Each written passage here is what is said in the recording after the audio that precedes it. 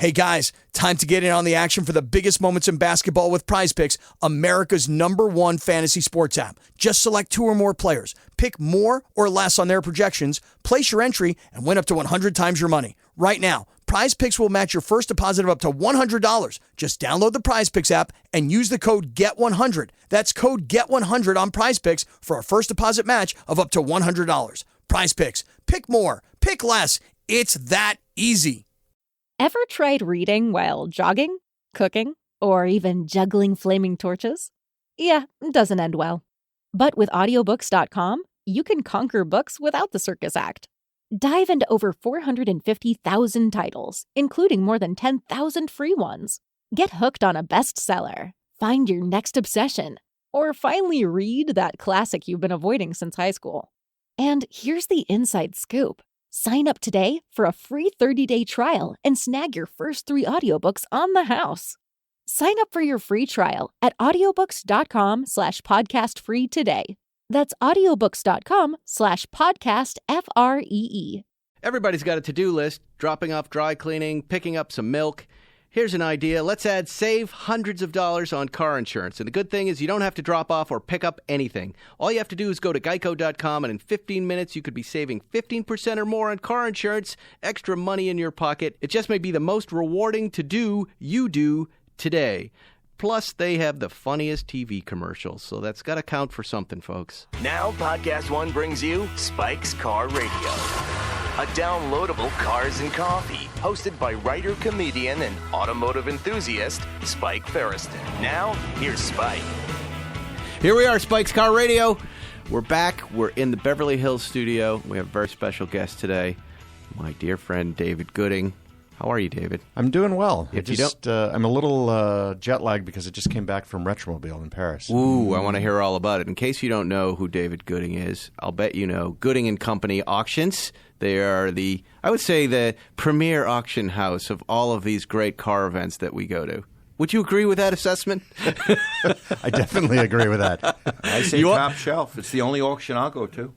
Thank you. Yeah. Thank you. They they usually have the coolest stuff, and it's usually where right? We go and we look first when and it's places. It starts off in Scottsdale. We're going to talk about the Scottsdale market, the auction market. Next off, coming up is Amelia, and then the big car week, Monterey Car Week. How many auctions a year do you do? We do 3.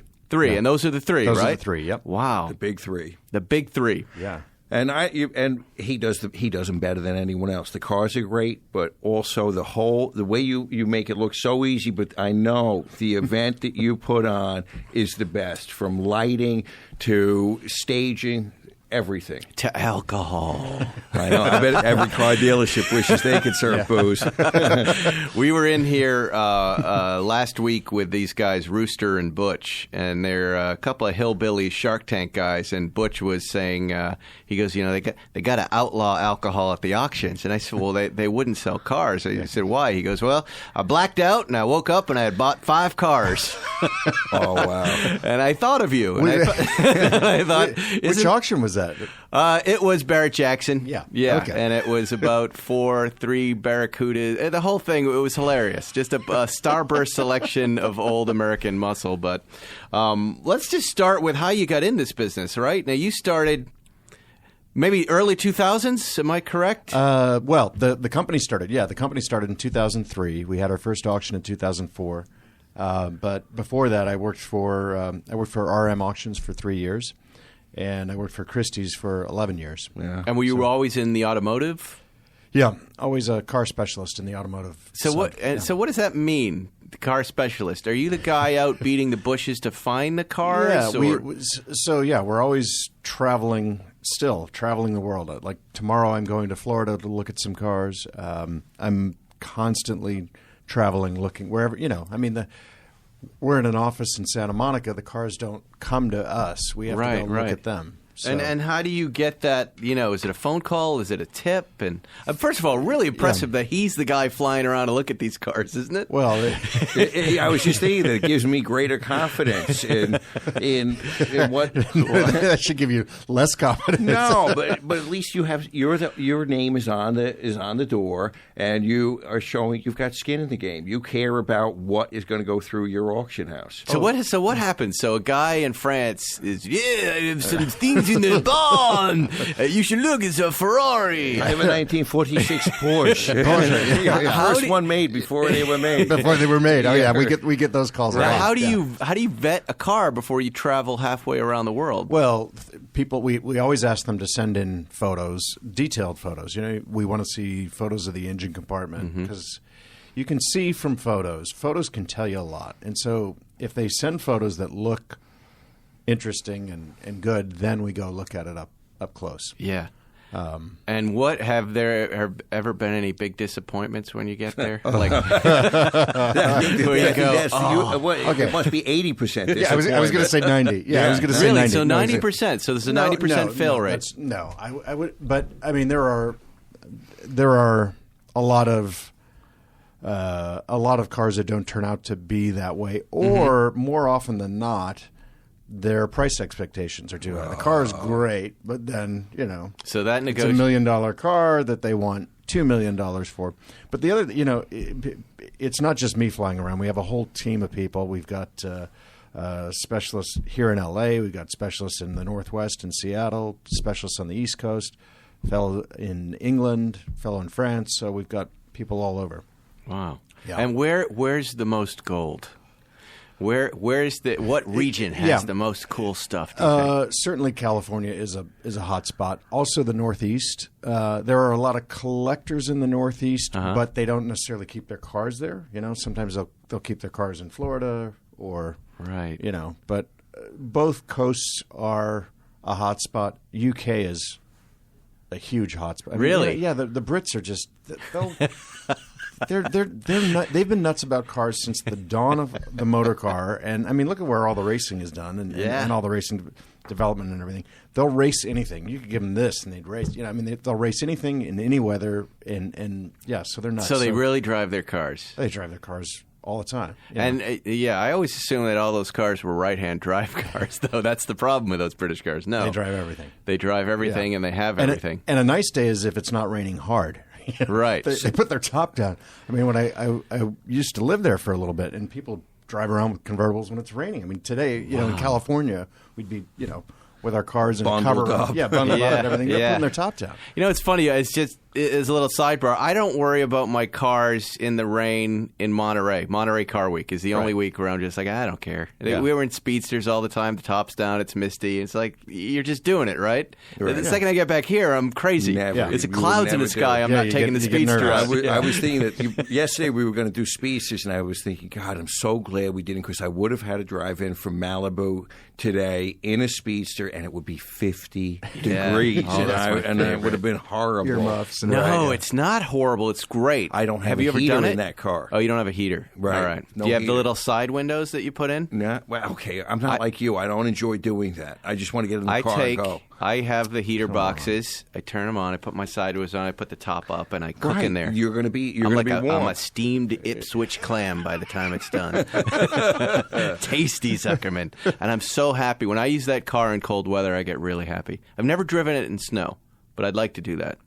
You should do ice racing, the Porsche ice racing. He has an ice racer. Yeah? The 59 Carrera GT that came out of Sweden that Spike found for Jerry that I managed to obtain. Yeah. Oh, see, now Spike his ears are tires and perked everything. up. See how I like that. he just put that in his file. Where you have index cards that jokes, Spike. He just index carded that. Okay, it's in there.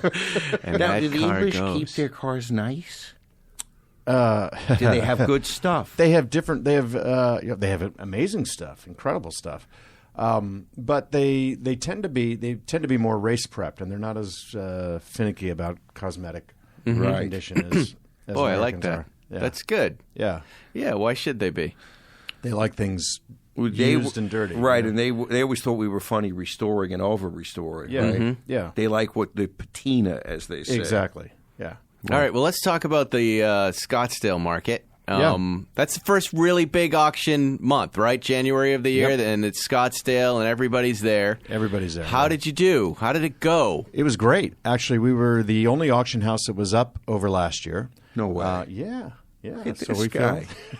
Ice to the Eskimos. He's selling. serve it up right here. Right Yeah, there. no, I know. I loved it. No, it was good. It was really good. We had we set, I think, 11 records, and what were some of those records? Do you remember? we had a 275 GTB one-off 275 Ferrari that we sold for $6.6 million, and it was a spectacular. What was car. one off about it? Everything. It was the only Pininfarina bodied 275. You know, they're all Pininfarina designs, but they were Scaglietti built, and this is the only Pininfarina built one, and it had it actually was very different. If you sat it next to a regular 275, the shape was different. Everything about it. No two parts were interchangeable, and it was built for Pininfarina himself. So really cool car. Oh, here's a All kinds picture of it features. right here, right? It's this guy right here that I Yep. just pulled up. No, that's the one that we pulled out of the barn that's going up at God. Amelia. Oh, this is an Amelia car. Yeah. Wow, that's a fantastic Okay. story. Now, how did you find? That's a how did long you noise, find that car? a long nose alloy. Right, there you go. Yeah. So that car, Holy that car moly. came in actually as a call to us. You know, sometimes we're chasing them. Sometimes people just call us. And this fellow called us and said, "I've got a 427 Cobra, and I've got a 275, and it's an alloy body."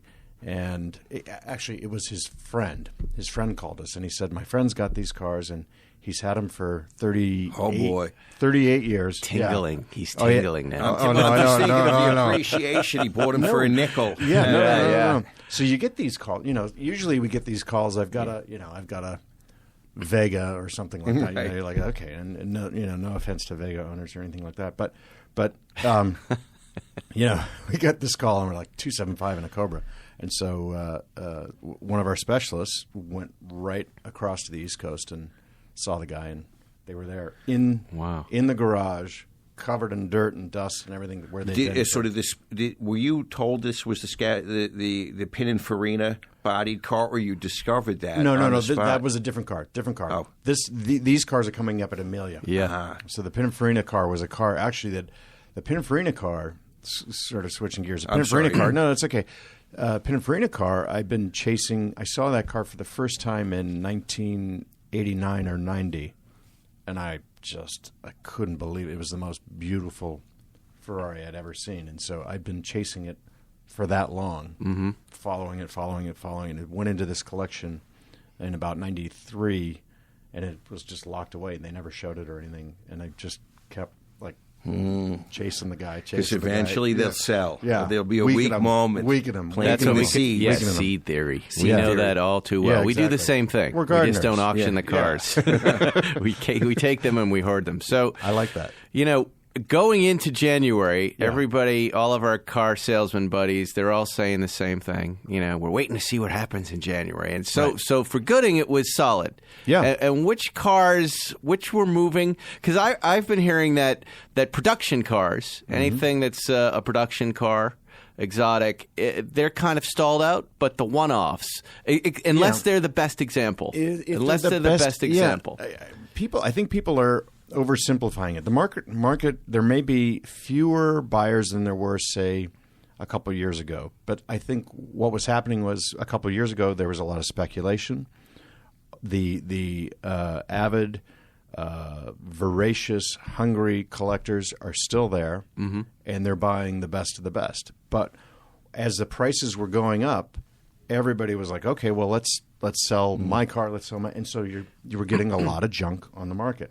I shouldn't say junk, but average cars coming on the market. You know, if a Speedster was worth $300 and then they were worth $500, everybody was like, well, every Speedster is worth $500, right? It's really the Dinos. Yeah, well, the Dinos, exactly. But That's the bellwether. everyone is worth that. No, Right. No. So a bunch were going on the market, Right. and then those ones weren't selling that well.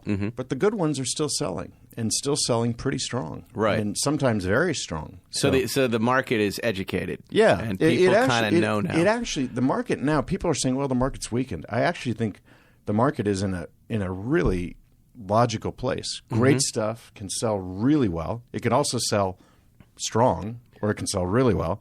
And bad stuff, it's better be priced really, really low. Right. So you have to, if you are stuck with a car, if you are stuck with that Dino with 40,000 miles and the paint isn't perfect, it's not that you're not going to sell it. You have to price it appropriately. Yeah, exactly. Market correct and realistic. Right. Right. The Bitcoin moment in the car market is over. Yeah. No, exactly. But Maybe. maybe. But it makes sense, you know? I mean, it does make sense. That's a logical market. That's a good market. So. Yeah. And were there surprises at your auction? What were the ones that you went, wow? You know, there's always, when I come to your auctions, and as you know, I've been to a bunch, and we've shot Car Matchmaker at Amelia, was it last year or 2 years ago? And we were shooting another one in Monterey. There's always funny surprise cars. And what struck me the last time we were there at one of your auction is, you know, there are these extraordinary numbers for cars going up, right? Millions of dollars for these cars. Yeah. But the audience was cheering for strange cars like Toyota FJs. Yeah. That would come up. Or when the Fiat Jolly comes up, everyone stands. Yay, the Fiat Jolly. No, and then that car does extremely well. What is that the comic relief of the auction? I don't know. You tell me what that is. The Fiat Jolly I'm talking about? Yeah, absolutely. Why was that? Why were they cheering that one and not the record spent for that Ferrari California? Because, you know, people like some more approachable things. It's not always about the multi-million-dollar car, and you know, we agree with it. You know, people, you can't have a sale full of too high-end, too exclusive cars, and then it, you know, it's got to be somewhat democratized and everything. It's something for everybody, as long as there's quality and interesting cars. That's right. You know, you can have an interesting Jolly or an interesting VW van. I mean, we had a bus that did the 23 window that did 200 and every time every auction every time. I mean, the emotional show off. That's the souvenir the drunken billionaire takes home for his wife, son, or daughter. Yeah, exactly. And they have a fun. It's a good win-lose. That's what we call the win-lose. I won. You've lost, sir. You've lost. Try and sell that. But we always want to buy that car too, right? Yes, that's always the funny. What we always go, and that. Yeah. Let's get that. Whatever that is. It's approachable. You know? Yeah. Well, VW at a level. No, Volkswagen buses are great if you have a family. Like Right. you can't beat them if you have young kids. It's the lemonade stand. It's the greatest. Right. But if you don't, just don't do it. Yeah. Don't do it. It's 36 horsepower. That's even that. Yeah. Yeah, it has its limitations. Yeah. Right. I would think there'd be a whole business in customizing, doing a you know, like a hot rodded 23 window. I think that the people do. Traditionally, there was a group of guys when those were affordable. There was a group of guys that would do that. That were really into air-cooled. Casas. Yeah. And the first thing you want to do is put a second set of brake lines on them. Oh yeah. Yeah. No, I mean that's the thing. You don't want to just go fast. You want suspension and brakes. Right. I was just driving that thing this weekend. My friend has got a thing in my hangar, and I was driving it, and it was funny. I drove it home at night, and I was trying to drive it like a Porsche, and it was saying back to me, no, you got to drive me like a Volkswagen, sir. Yeah. And what that meant was you can't shift gears until it's done with that gear. So you're in second, and you're kind of mid-range, and you want to go to third. Don't do that. Don't do it because it's going to torque. It ain't going to happen. It just stops. Yeah. What about the headlights? Were they throwing a feeble amount of light forward? Oh, I love that. You do? Oh, I love that. You love No, the that's like my barely I visible do. Someone was saying that Steve Alarcon was saying that about our leaf green tea. He goes, I'd get those lights replaced in the dials and the instruments. They're and I was just like, no, that's what makes it look vintage.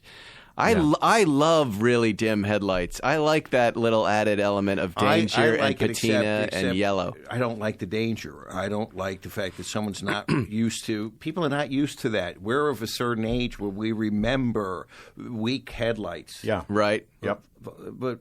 younger people, of which there are many more younger people than us, don't know about that. You know, and here's where we got into trouble with it just this past weekend. We were blasting through the canyons, right? And I was behind you, and I had Waze open, and I saw that the police were up ahead.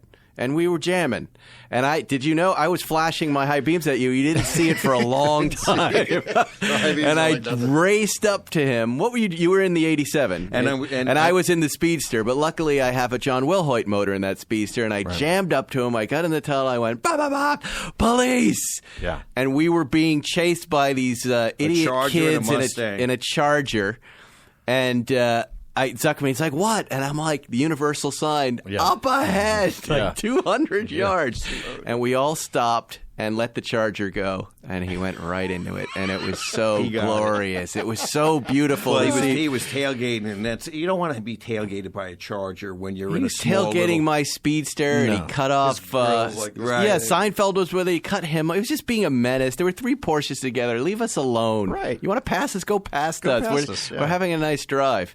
And pretty satisfying moment, wouldn't you say, Zuckerman?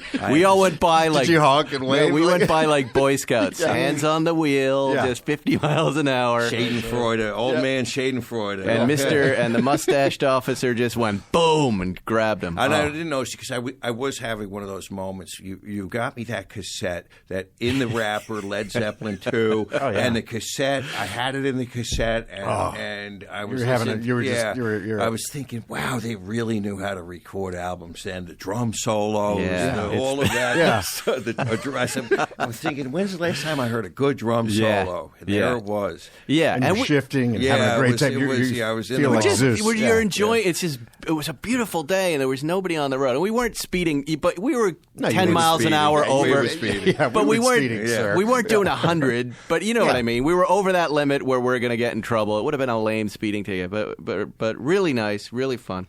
All right, we're going to take a quick break. We're going to come back with more David Gooding. We're going to catch up on Amelia, and then maybe talk about Monterey, and talk about Zuckerman. We'll be right back. Kimball Musk, Elon Musk's brother, has just announced he's giving away his personal and fully customized Model 3 Tesla for charity. Well, that's cool. They're partnered with Omaze, the online fundraising platform, and one lucky person is going to win the 6th Model 3 Tesla ever made, courtesy of Mr. Musk. It has everything from voice-activated controls, Wi-Fi, LTE connectivity, premium audio sound, LED fog lamps, long-range battery. Taxes are covered too. Wow, that is a sweet deal. You can enter for as little as $10, and all the proceeds will benefit Big Green, Kimball's own initiative to provide healthier futures to kids through learning gardens and food literacy programs. A winner is going to be randomly selected at the end of the campaign. So, to enter, visit omaze.com/spike. That's OMAZE.com/spike. Plus, Omaze is a really great find. Check out their other experiences while you're there. They've got one with William Shatner, Arnold Schwarzenegger, and others. Don't forget to use promo code SPIKE to double your chances of winning on any of these. Wow, I'm going to do that. And rest easy knowing that even if you aren't the lucky winner, it's all for a good cause. Think about it, folks. You might be able to win Elon Musk's brother's Tesla. I'm in. Get ready for Legends of Sport with Andrew D. Bernstein. The Naismith Basketball Hall of Fame photographer has hit the podcasting scene. Each Tuesday starting February 27th, Andy and co-host Jonas Wadler will chat with some of the world's most prestigious athletes of all time. Enjoy stories from life behind the scenes with the most decorated sports photographer in the business. Make sure to subscribe to Legends of Sport with Andrew D. Bernstein, beginning Tuesday, February 27th, exclusively on Apple Podcasts, podcast1.com, and the brand new Podcast One app. You're listening to Spike's Car Radio. All right, welcome back. We're here with David Gooding of Gooding and Company. We're headed into the Amelia weekend. Zuckerman and I may or may not be there. We understand Jerry told us he's unveiling a 935 there and said, why don't you guys come for the weekend? And then we were hanging out with him this weekend, and we found out his weekend looked to be like he was going to be there for 5 hours. So we don't know that we're going to be there. But you have a lot of cool stuff coming up in the auction. A lot of Porsches, too. Yeah. A lot. It's 43%. 43% of our auction is Porsches. How has that changed over time? Look, the Porsche mark has always done really well at Amelia. I think, Florida with Brumos and with Daytona and Sebring has always been kind of a Porsche hotbed. Mm-hmm. There's been a tradition there. And because of that, we've attracted Porsche collections, and we did it with the Drendel collection and various great Porsche collections through the years. So then it's just sort of become a tradition. People have Porsches, they come to us, and this year is no different. So we've got 43% for one mark. Yeah, we're going to rename it Stuttgart Island. Right. Wow. Right. Yeah. And I'm looking at this picture here of these 12 Porsches from a private collection. Yeah. No, that comes to you how? An old man passes, or somebody wants to cash out? Or? He was a passionate collector of Porsches, James Haskell, and his family actually he passed away. His family wanted to bring them to market, and actually through Dario Franchitti, the race car driver, he recommended to call us. So they called us, and oh wow, we got the there's some great cars here. Yeah, 87 959. Wow, yep. Comfort. Yeah. They couldn't have just spelled it with a C.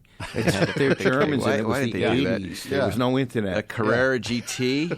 Wow. Look at the Carrera GT's got delivery miles. Really? Yeah. He's the first owner. Yeah. Well, I went through that. I got Ron Burkle's Carrera GT with 300 miles, and I didn't realize that meant I had to do a lot of work, actually. In the Carrera GT, you might want one with 1,000 or 2,000 miles. If you're going to drive it. If you're going to drive it. Yeah. Yeah. But these days, a lot of the collectors of those sorts of cars aren't going to drive it. So I don't know. They're not the most drivable Porsche. You have to be a committed car nut to want to take one of those things out. Have you driven yours much? Or? Yeah, I drove it. But you have to know what it is. You have to know how to drive that thing. Yeah. You can't just get in that car having driven Honda Accords your whole life and just think you're going to drive it. Yeah, you're going to get in trouble. And even with instructions, the first couple of days, I was embarrassing myself. Yeah. Yeah, I was stalling it out and having people beep at me and call me a loser. Loser. And it's like, yeah. I'm learning. Give me some space. It was humbling, and it was good for me. You don't have that car anymore, right? It's gone. I got a very, very good price, and I loved it, and I'll be back in that market again one day. I want a different color, and I want one with 5,000 or 10,000 miles. Boy, I can't think of it. I was going to say, because, one day could be March 9th. Here we go. Everybody's looking at me in a way that the true expert salesman sizes up a pigeon who he's going to They all look at you that way, Zuckerman. I just got this. How many Gooding cars have you bought? I know too many. You've got the Ferrari, the Daytona. The best one was my auction moment when I bought the Saab. Remember the Saab? Oh, yeah. Right, which was just my toy car moment, and that was a great That was car. a toy car moment. That was a toy car moment. But that car is beautiful. I remember that car. It was. That's a station wagon, right, with a little picnic basket, right. And the whole works. Do you remember the funniest part about that car when you open up the tail and right there in the back was the gas tank to blow the kids up, to blow your kids up. They sit on the gas tank. With the third bench seat is a flimsy piece of plywood on top of the gas tank. I was going to buy it. I was like, this would be great for my kids. Oh no! It's like sitting on a Bugs Bunny bomb. Was that, I wonder, a flaw with that car? I guess they really didn't. Listen. There's no moment for that. Again, this is pre-internet. This was the 1960s, and they're building cars in Sweden in isolation, really, from other norms and other conventions, and that's what made the car charming because it was a quirky car. I think. Did it ever work right? It did work right. The year before, though, remember the year before that they were selling two-stroke cars. Imagine that. Yeah. A two-stroke car where you add gas to the oil to the gas. But this was a four-stroke teeny engine that you could have picked out with one hand, and it had a very crazy four-on-the-tree shift. And the problem was that there's three guys that know how to work on it, but even fewer parts. Yeah. The parts Really? The parts were an issue to get for that car. And so the drivetrain did rattle a little bit, but that was a question of getting the right parts. Right. It just looked like a summertime postcard, that car. It did. It's just happy times. And you really see where in that car what was so evocative, and I'm going into the weeds here, but Saab was manufacturing airplanes, and there were so many aviation cues in that pokey little station wagon. It was great. Yeah. You still have it? Or? No. I sold it to Kevin. I gave it to Kevin Watts as part of the deal. I let him handle it. Got Road Scholars. Yes. In exchange for what? I don't even remember at this point in time, but we did boy, it's a blur. It's a blur. But, we were talking about Carrera GTs a second ago, and they really are exceptional cars. Like, I can't think of a better collector car right now to spend some money on. Just the analog feel of that matched with this exotic car. There will never be another car like that truly is a race car, a street-legal race car that you wonder, me as a personal injury lawyer, you say, how in the hell did this pass the lawyers at the company? This car is so fucking dangerous. It's dangerous. In the wrong hands. Yeah. But that's what's great about it. What's They're great. raw. You Yeah. respect it. You respect it. You fear it, and you learn. It's so engaged. It's probably the most engaging street legal car on the road, I would say. That you really have to think about every move in it. Yeah. And then it's so rewarding when you hear that sound. The noises. And there's no other sound like it in Yeah. cars. That is the greatest exhaust. See, I'm talking myself now into it, Zuckerman. You talked me back into it. I love it. Well, David, how well does this one? Are the shocks good? Is the alternator good? I haven't seen it, so I'm not sure. Right. The alternators. Yeah, go up? alternators will go bad if they're using the wrong trickle charger and not using the factory one that plugs in. Okay. And then also the shocks in the back are kind of horizontal and they dry out. The rubber dries up on that little metal spine there. They leak out or something, and that's where you get. The way I got my car, when you go around, you went around a corner and you got this crazy, dangerous undulation from the shocks being bad. Yeah. Well, there's no weight back there. Right. So that was another big job. How do you check a car out when it is at auction? So say we want to come buy this car. Yeah. How do we have a look at that? Well, it's great to come well ahead of time and have a look, meet with the specialist in charge who got the car in, look at the files, look at the car, crawl all over it. I mean, we welcome people to come. We start them up. We can even, if you're really a serious person, go out. Take the car out on a test drive. You're allowed to ride with us. We don't throw you the keys and let you go. But because as an injury lawyer, you can understand things can go wrong there. But we want you to experience it and look at it and make your own decision. And anybody can come to the auction, right? It's open to it's the really public. a neat thing to see. It doesn't cost any money to get in there. Well, no, you have to. There's an entry fee to buy a catalog. The catalog admits you and a guest into the catalogs are usually $100. It's super fun. It's like, if you wanted an alternative to a car show, just walking around on grass and looking at things sitting there, this is a very active, fun event with cars moving around and stuff rolling onto the stage and, great coffee. Yeah. I always like having your coffee and there's always a great group of people hanging around. And then there's some real nuts. And you can argue, and then you argue with your friends about what it's going to bring, and then it goes up and somebody wins. Yeah. Exactly. That'd be a nice little side table for you to have. It's some gambling betting on these cars. cars. I like that. Yeah. Gambling would be great. When I was sitting, maybe it was a year ago up at Scottsdale, I was sitting next to a nice gentleman. We were both eating, and somehow we were talking about the cars he liked, and he was a mortician. And I'm thinking, and then we started getting into some really weird conversation about cars, morticians, hearses. It was such an unexpected side journey into a strange. The car life of a strange profession. Wow. Mm-hmm. Yeah. What kind of cars was he into? Well, obviously hearses. Yeah. Cadillacs. He could tell you a whole lot about the evolution of the hearse. It was fascinating, and he liked big old Rollses as well. The 1920s, 1930s stuff. He was into that, but he was a car guy. He was into every, and of course, the way that you put on a display there, you find yourself everything's in its best light. It really everything. There's something about the lighting that he does in the stage. There's the lighting, but there's there's also the other guy looking at the car that you like that makes you Right. crazy. Yeah. Right, Yeah. yes, The whole thing right. is rigged. It's Yeah. all rigged. we hire actors. Have you? No, not that. The shills in the It's rigged Monty. because it creates desire, and then you feel like, oh, I might lose this thing that I want, which is the fun of the whole event. That's so what I have really to like ask, about Have it. you ever talked to any psychologists or marketing gurus about why are you so tapped into my psyche? How do you know what I'm going to like? Because we're like you. We've never talked to psychologists. We've got great marketing people who are experts and know how to market cars. And we're car guys, so we'll say, oh, you got to take it from this angle, and they know how to light it, they know how to present it, and they spend a lot of time. Our marketing team spends a lot of time on the online catalog, on the catalog itself, and then as the cars come up on the stage, all the lighting cues to make them look amazing. They spend a lot of time designing that. And just to interrupt at that Yeah. point. The guys who drive the cars onto the stage. Yeah, who are those No, lucky wait, hold on, Yeah, Zuckerman. They're yeah. coached. Yeah. Because we know some of the guys. Ed, who works Yeah. in inner city Yeah, sure, transport. sure. But I've never seen Ed look like that. What Yeah. do you? They come up. Shock therapy. No, and they do this. They look straight ahead. Yeah. And they're really good at it. Yeah. What is the instruction that you give them? Well, that's that I'm not involved in that. But they say that's like not my department. But they tell them, we don't want you to.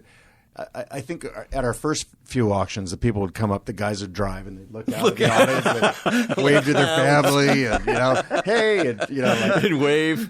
shooting at people, Ruin the value. totally, and then it becomes a little distracting. So we said, great. okay, focus, look straight ahead. You're not this is the your star moment. of the show. Yeah, you are No, not. and of course, he's driving a Ferrari California from the 60s. It's like, this is awesome. Yeah. Woohoo! Waving. Everybody's Yeah. applauding. Yeah, It's like, me. woo! That is so Yeah. funny. That's obvious. Now Yeah. I understand. Yeah. So now it's like, keep your eyes straight ahead. Don't do anything stupid. Yeah. And all the cars have to be running at that point, too, right? Yes, what they happens do. when, have you When they had those don't- scary moments? Oh, sure, Yeah. sure. Where they ran fine for days and days and went out on test drives, and then of course they run out of gas or they Right. stall. Or, So you just have to push Okay, them tell up us the onto the crash stage. stories. Anyone crashed getting onto the stage? onto the stage. No, No. Okay. Just drive right off into the front row. We did think we'd have video of that. We did have a car. It did not sell. And after it was coming off the ramp, the wheel came off. And everybody That's funny. said, we knew it. We knew that wasn't the yeah. car. That's the same That's thing the that model. happened to That's this. the model falling on the runway. That's the same yeah. thing that happened to the Seinfeld 917 when Symbolic was showing it to Jerry out at Willow. All right. First turn, Chad McQueen behind the wheel, front wheel came off, and it crashed. Whoa. Well, it kind of went down, the front end got wrecked. And- Yeah, jeez. Jerry said, well, that's that. Okay. But then he bought the car anyways. Yeah. And that was a good move. It Yeah. was actually probably really good for him, too. The price whole gets a thing. little like. I know. I coached him through that. I pointed it out, and yeah. I should get a commission on that, don't you think, You were Zuckerman? the Right? earliest McQueen believer out there. You got it. What do I deserve? What do I deserve for that? So Just the credit. I see you got to buy it. 1.5 mil. It's probably worth 30. Yeah. I should get something. I think something. That was You did the credit? 2000, right? Yeah. It was at the beginning of the McQueen insanity, when and it was sitting right on La Cienega in Hollywood in La the Cienega window. in when Wilshire, Symbolic the window was there. Symbolic. And I Oh, drove I remember by. that Yeah. showroom. Yeah, I was there. Funny Just showroom. sitting there in the window. Yeah. I went in. What They- is Golf this? they were 917, running- the they were McQueen run- Golf They 917. Yeah. were running that place like pirates, and I walked in there, and I was just a kid, and they had a first generation Viper in there, and I said, "Can I drive that?" And they said, "Yes." And I almost shot across the street to Nibbler's restaurant. Yeah. I almost ended up in the sunken bar of Nibbler's. Remember Nibbler's? No. Yeah. That's Laying great. rubber and Right. It was spit just, it and I said, Ah, Nibblers. "You never went into Nibbler's?" I miss It's like Nibblers. the kind of place that I would Billy go to Joel Norm. was singing Piano Man. Oh, really? About. It was yeah. a nighttime place. It was, or or for drunken lawyers that worked in the building above, and it had this. It was super dark and a sunken bar and a good bar mix to keep you thirsty. Yeah, that whole block I ignored because it was Red Lobster's, Lowry's Steakhouse. It was all the garlic rose. The Larry Flint building, right? Yes, of course. Larry Flint, that's right. Yeah, that's wasn't another. I'm not eating near Larry Flint. Beverly Hills. Right. Oh, that's crazy. So Amelia, what are the other big things we're looking for there? So we've got. I mentioned the Haskell collection. The fantastic 275 and the Cobra from the Barn Discovery. Our star car is the 2.1 RS Turbo Porsche car that came second at Le Mans in '74.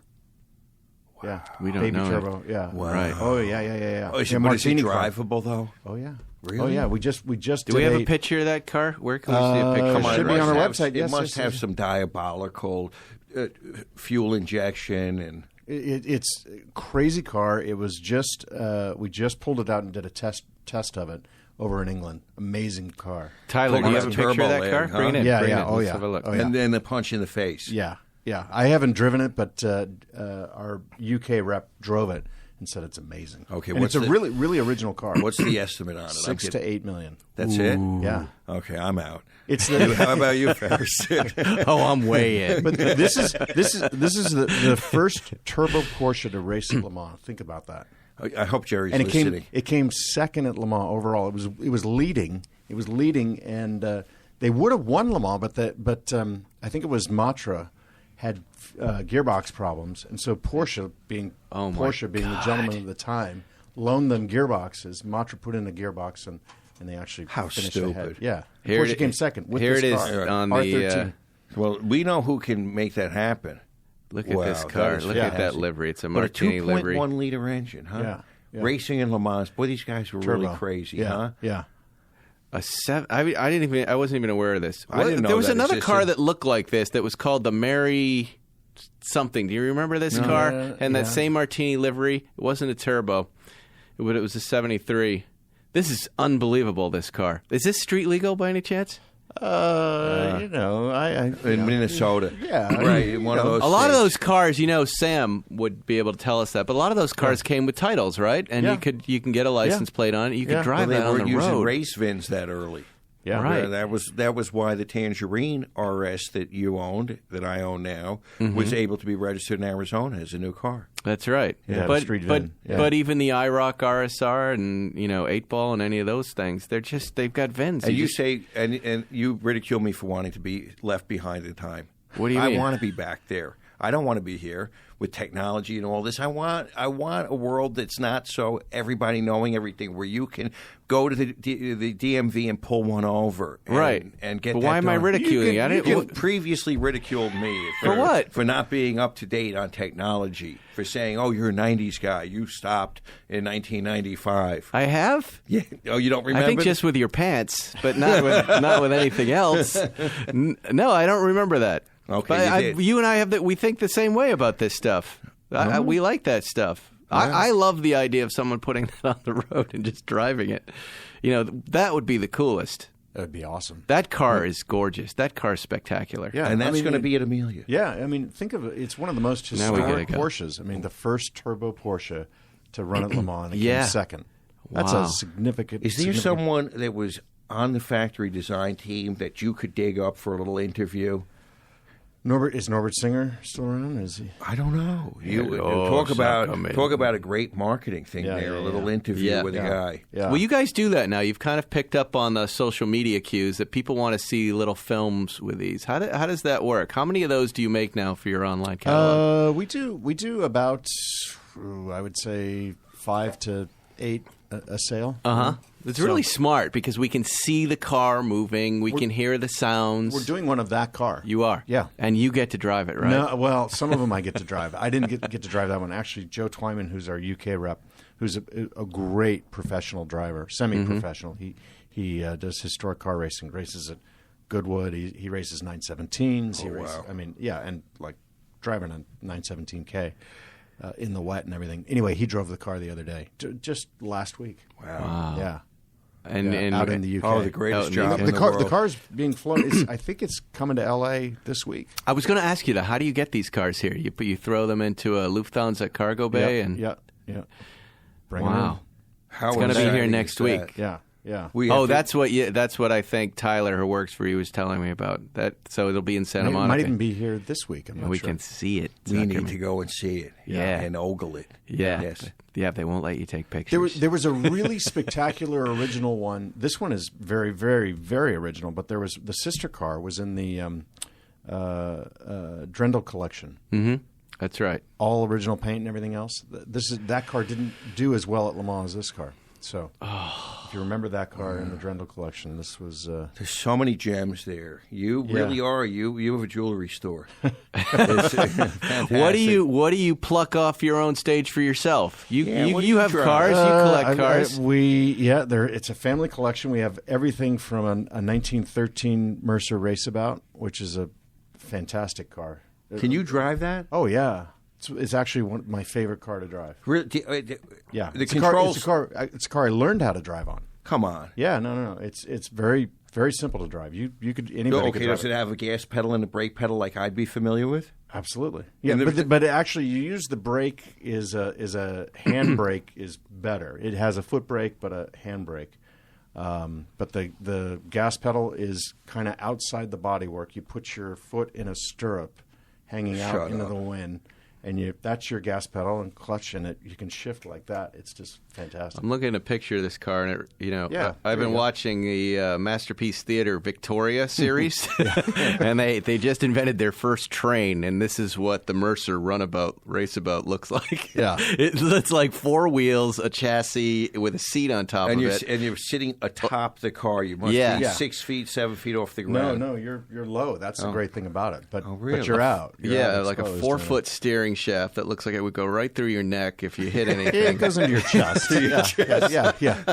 That looks like a lot of fun. Wow. And you and learn you to do- drive, but yeah. learning to drive on this isn't learning to drive. That's learning how to drive a Mercer Raceabout.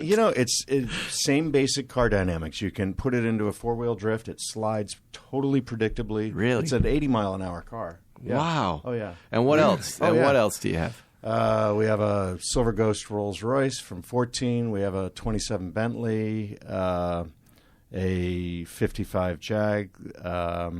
What is the 55J? That would be a 140? A 140, yeah, exactly. And Aston Martin, 300 SL. Wow, cool. Just a 300 SL. Yeah. Yeah, look at Zuckerman. Cranking his eyes. Yeah. But these are all of our. These are not just my cars, but it's the family cars. My wife drives them. My daughter learns how to drive. Oh, yeah? She's driving sticks, so she's Nice. driven the Aston and the 300 SL. We're going to get her on the older cars. What about any Porsches in the collection? No Porsches BMWs? right now. We had no Porsches or BMWs. So we got. I know. You're an Englishman. No, German. We got some German, and then 2 Ferraris. So got And a which Lusso, Ferraris? A Lusso and a 330 GTC. Bastard. Lusso. What color is the Lusso? Lusso's in primer. Yeah, right now. You're gonna paint it? It's going to paint. Yeah. Oh, it's gonna be great. painted. Probably. I think it was originally a sort of deep dark red. So that's what I'm going to go with. So you're going to keep it stock, right? Yeah. Rosso Well, Corsa. Is it Rosso Corsa? In cosmetic, the engine's going to be. It's going to have a healthy engine. Uh-huh. Yeah, I usually like original cars, but this engine's going to be a little healthier than normal. Oh, yeah? Slightly bigger carburetors. I like that. Yeah. That'll make it move, Yeah. right? A Yeah. little more like a 250 short wheelbase. Yeah. Right. Yeah. That's a good Exactly. idea. There we go. That's the one bingo, Ferris. Yeah, you you're know, going on the right there. nose. Yeah, exactly. Love Lussos. It's They're one of my gorgeous. dream cars. They're Yeah. the greatest. And the sound of them. So. Wow, what a great collection. Where do you keep it? Well, we don't have to answer that. Give us the address. Keep them, yeah, exactly. Yeah. We keep them around. I keep them around. in various shops, actually. Unfortunately, You're still out at the airport with us, right? Are Yeah. you still there? Yeah. Good. Yep. Yeah, it's Yep. good. I hope we all stay out there. It's a beautiful place. And Thanks for coming in, man. This has been a Yeah. lot of fun. Thank you. Hopefully we're going to see you out in Amelia. If you folks are going to be in Florida, out in Amelia Island, what are the dates of this? March 9th. March 9th. That's Yeah. the auction date? That's the auction date. That's the auction date. If you're not lucky enough to go there, you're going to do what I do, which is you're going to get on your phone or you're going to go onto your computer. And I've watched your auctions from the most faraway places in the world. Once, one of my most favorite memories is sitting with my friend Dennis Franz Sipowicz, lakeside in Coeur d'Alene, Idaho. No kidding. And we were smoking cigars in Adirondack chairs, watching your auction go off in Monterey. kidding. It was awesome. I didn't know he was a car guy. He's not. Okay. And he was stunned at the numbers. And he said, now I'm going to be a car guy. He went, 10 million! There was something that went off. A Tommy Hilfiger guy bought. It was insanity. And his eyes were open to the beauty of it.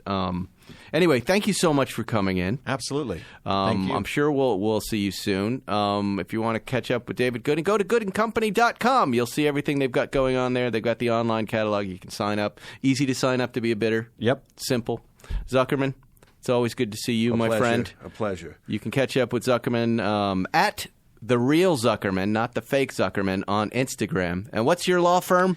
Carpenter, Zuckerman, and Rowley. So if you've been in an accident, well, you were one. How does the commercial go? You don't even need to say a commercial because all of the wins you have are what provides the money for your True. It's incredible on the website. collection. So On it's, the the website. success is obvious.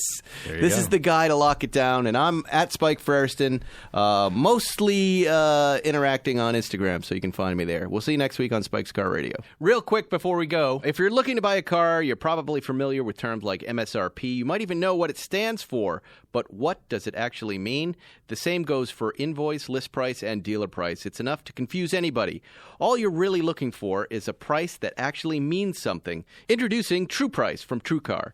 Now you can know exactly what you'll pay for the car you want, including fees and accessories, before you even get to the dealership. TrueCar dealers will show you the true price on cars like the one you want, all from the comfort of your home. And how do you know if your true price is a great price? Well, because TrueCar shows you what other people paid for the same car you want. And your certified dealers know this, so they set their true price competitively so they can win your business. So when you're ready to buy a new or used car, visit TrueCar to enjoy a more confident car buying experience. Some features not available in all states. Thanks for listening to Spike's Car Radio. Download new episodes every Wednesday on the Podcast One app or subscribe now at Apple Podcasts or PodcastOne.com. When Cynthia came to TurboTax, she had just launched her new side gig, a true crime podcast. I'm a first-rate detective with a golden voice. As her TurboTax expert, I made her second income count by guaranteeing 100% accurate filing and her maximum refund. What did she do with that refund? Find out next week. Switch to Intuit TurboTax and make your moves count. See guarantee details at turbotax.com/guarantees. Experts only available with TurboTax Live. You love podcasts, the stories, the laughs, the unexpected turns. But when this episode ends, the silence starts. Not anymore. Audiobooks.com turns that silence into your next great adventure. With over 450,000 titles, from bestsellers to hidden gems, your love for listening just found its new best friend. And because you already know the joy of audio, we're giving you 3 free audiobooks to start your journey. Imagine your favorite podcast, now with unlimited episodes. That's audiobooks.com. Keep the story going. Sign up for your free trial at audiobooks.com/podcastfree today. Because for podcast lovers like you, the end of an episode is just the beginning. That's audiobooks.com/podcastfree.